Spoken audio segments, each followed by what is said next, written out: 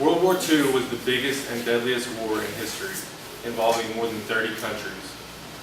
The devastation of World War I had greatly destabilized Europe.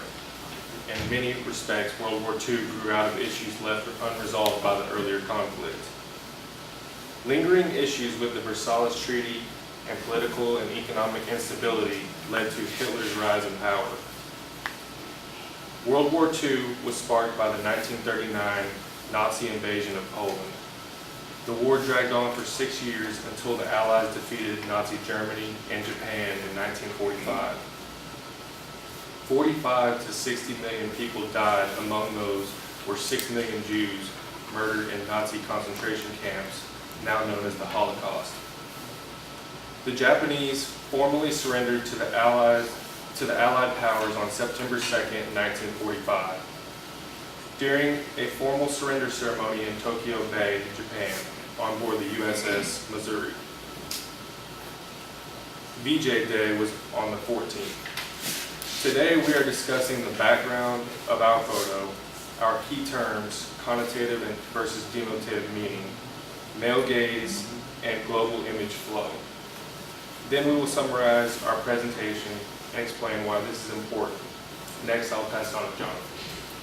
The title of this photo is VJ Day in Times Square. It was photographed by Alfred Eisenstadt, who portrays a U.S. sailor grabbing and kissing a random stranger. The event that's happening in this photo is the Victory over Japan Day in New York City's Times Square on August 14, 1945.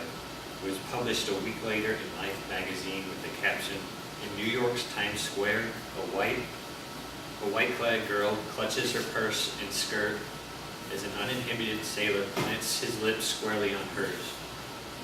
The photographer was a German-born American photographer. He achieved prominence as a staff photographer for Life magazine and added 90 cover photos for the magazine along with 2,500 photo stories published. His recollection of that day, he says, "I was walking through the crowd on VJ Day looking for pictures. I noticed a sailor coming my way.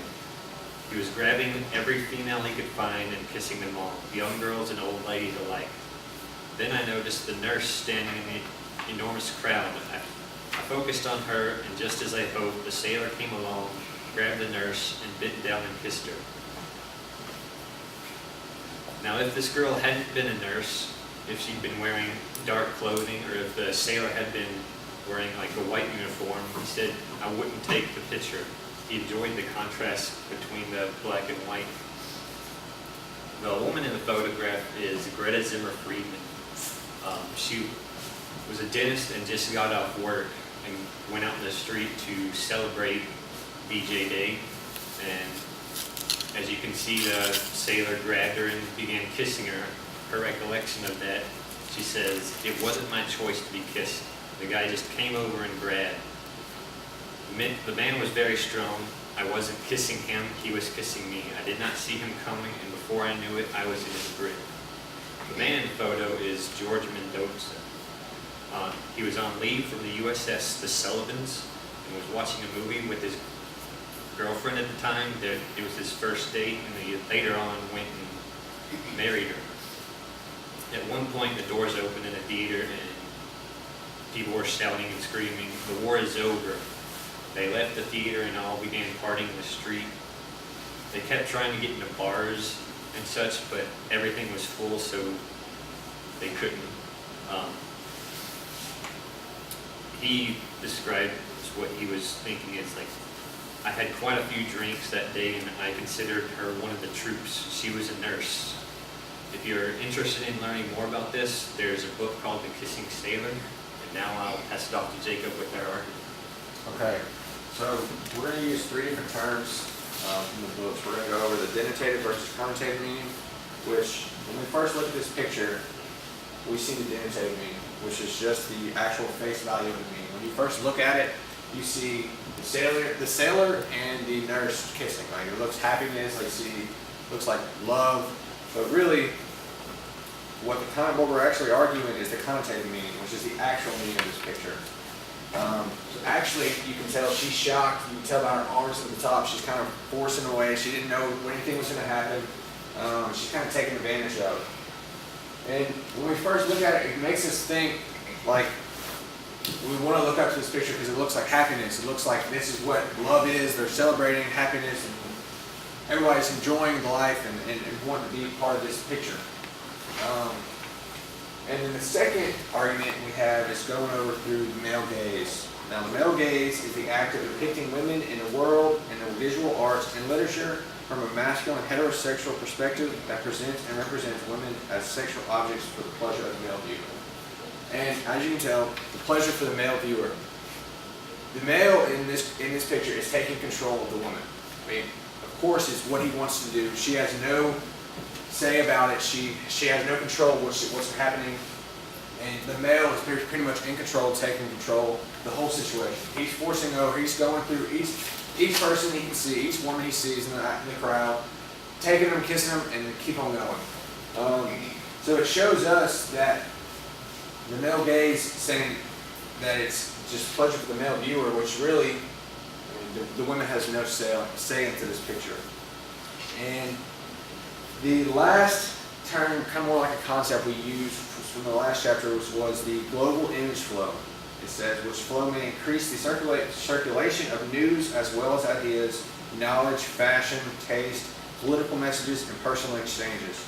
It says more flow doesn't mean more, better, or more accurate information and meaning. So I'm pretty sure we've all seen this picture somewhere, somehow, and the more we see it, the more we realize, like, oh, it just shows us that this is the way to do it. They're celebrating, this is awesome. But just because it shows it, we see it more and more, doesn't mean that this is the right thing to do. I mean, I don't want to say it's kind of like a taking advantage of a picture, but really it kind of is.